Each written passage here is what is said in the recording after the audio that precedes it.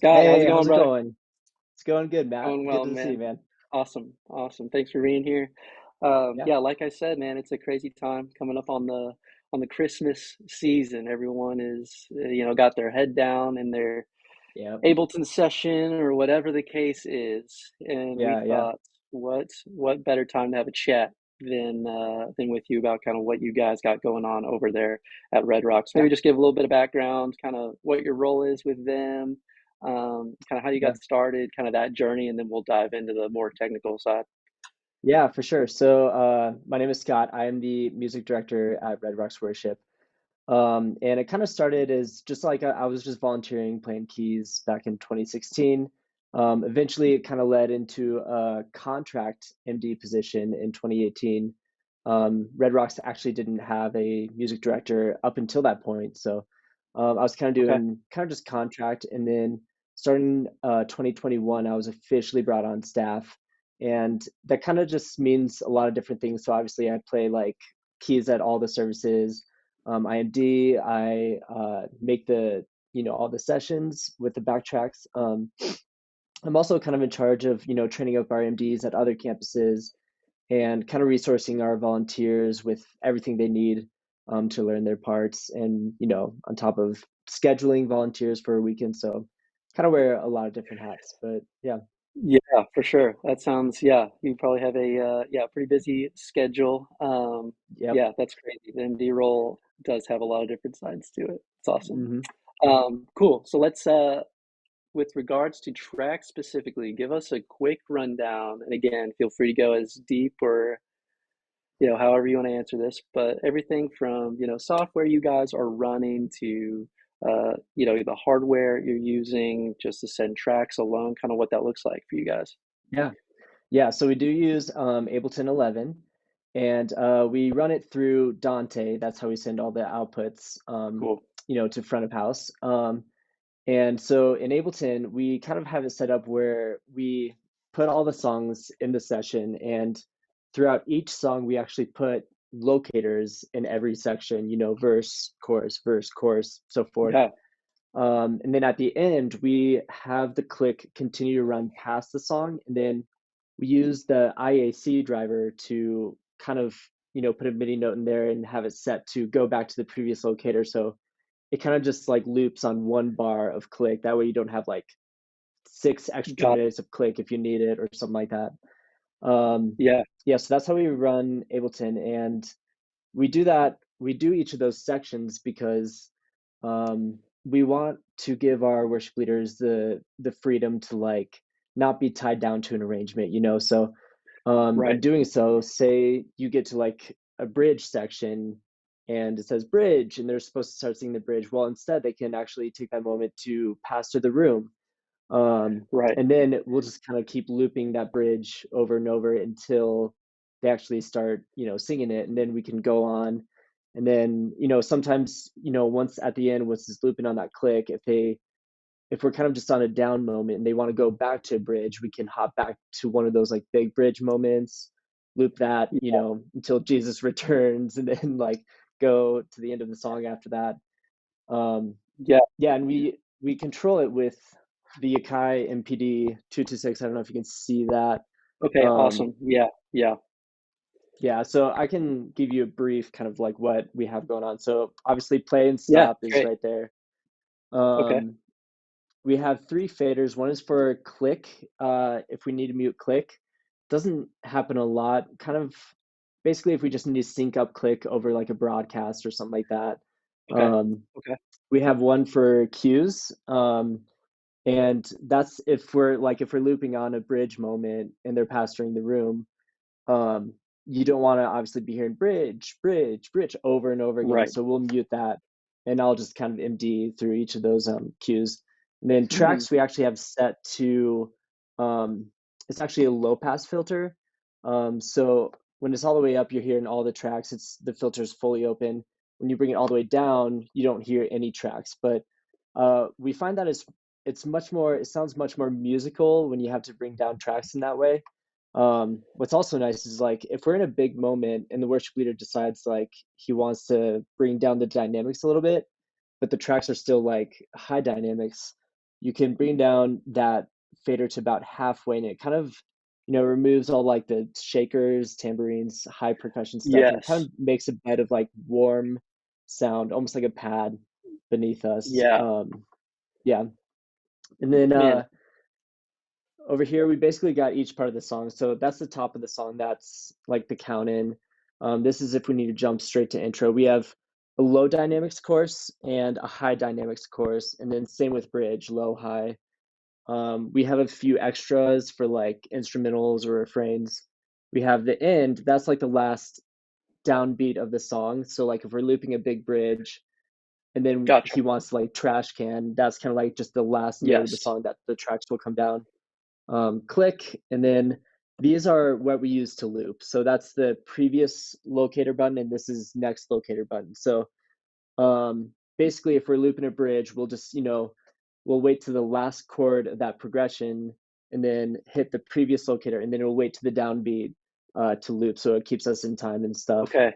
And then that's basically song one. To get to song two, you just kind of use the knob to set to the or set it to preset to, and then it's all different MIDI notes for that, except for these two buttons. But that allows you to, map different songs, but use the same buttons and stuff for each song. So that's Wow. kind of, yeah, that's a lot to take in, but yeah, hopefully No, no, it that's helps. that's great. I'm actually not super familiar with that specific controller, but that's a great, it seemed like a great one with kind of the way it's divided between the pads and then still giving you like those faders and stuff, especially like the whole low Yeah, pass. I mean that low pass filter on like your master, I guess, is actually like something really cool and not something that I think we really hear or see a lot of, but that's a sick tip. Would yeah, definitely I that's can been definitely see how it would be very, groundbreaking for very us. useful. Yeah, for sure. Yeah. Yeah. Dang, dang. Okay, cool. So do you use that same, would you say it's kind of the same setup regardless of whether you're, leading on a Sunday morning or when you guys go out on the road or doing a concert? Does it look any different in those scenarios? It really doesn't. Yeah, we set it up exactly the same way.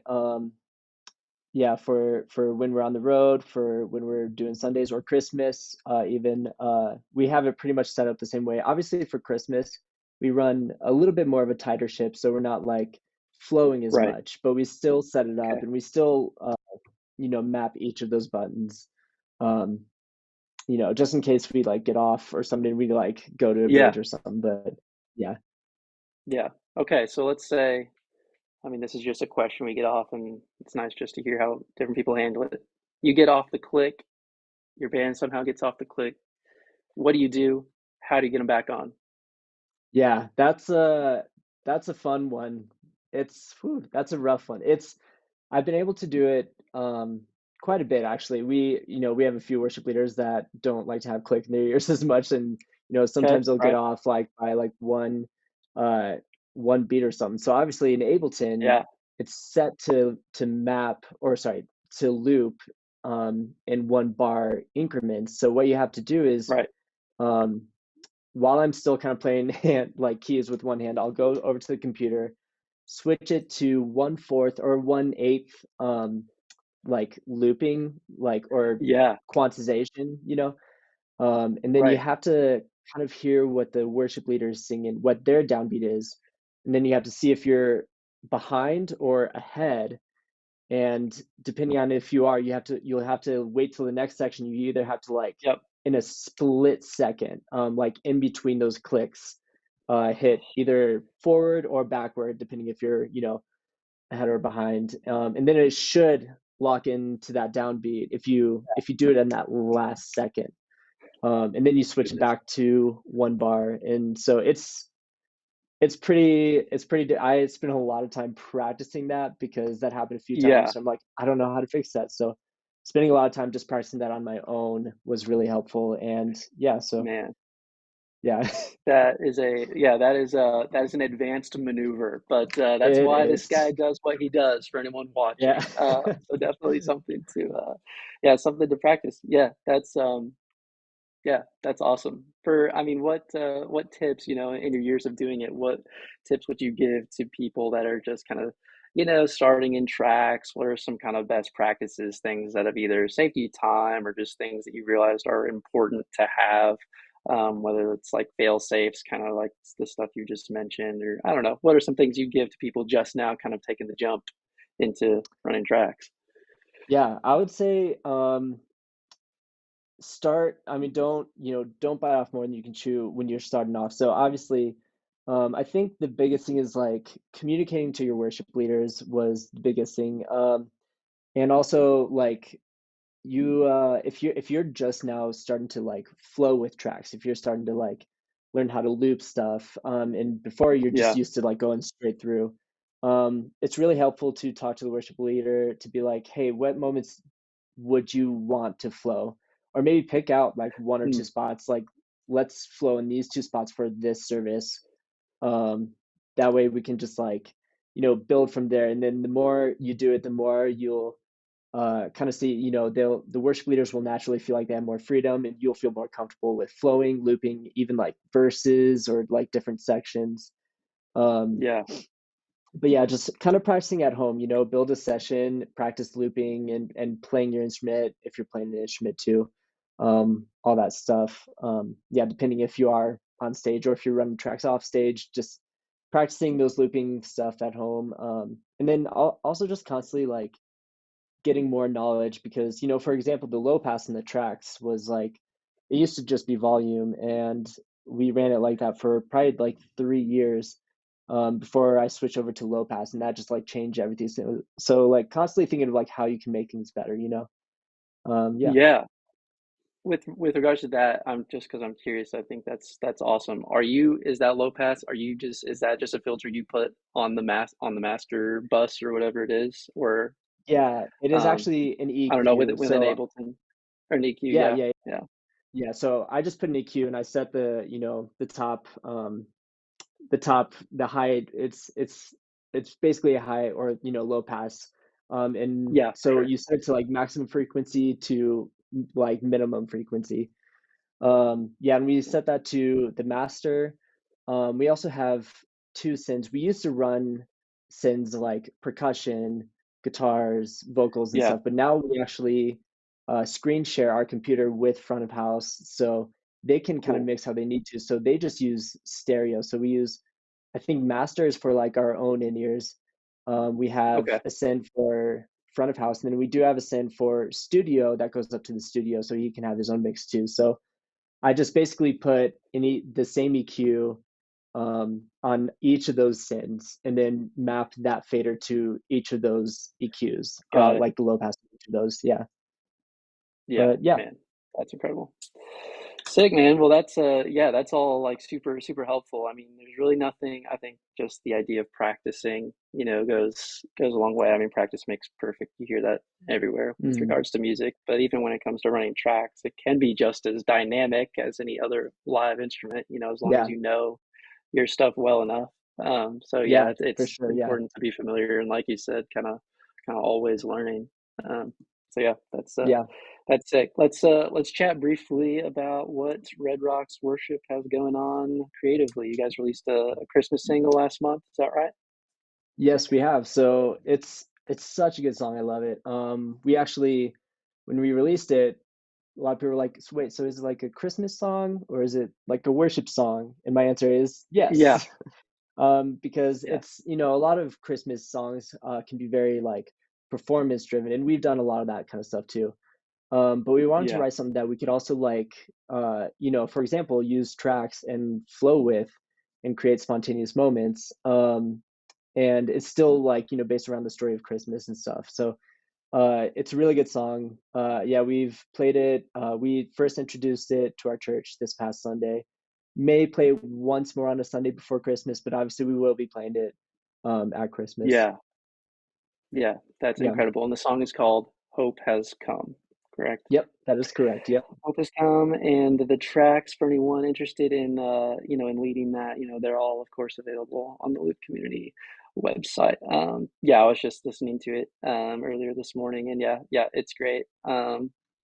Yeah, I think it'll be a great addition, and glad to hear that it's been received well. It's a cool Yeah. thing to be releasing music in this time for your home church in a way that's Yeah, relatable, um, something for them specifically. So for sure. that's pretty much all I got for now. So I appreciate you really taking the time, jumping on Yeah, of here course. and sharing your knowledge with us. Yeah. Best of luck throughout all of your Christmas services and Thank you. rehearsals Thank you. and all of that. Um, yeah, and we'll talk to you again soon. For everyone tuning in, we appreciate you. It's been great chatting with Scott, and yeah, can't thank you enough, man. Yeah, thank you. Appreciate it. No problem. We'll see you later. Okay. All right.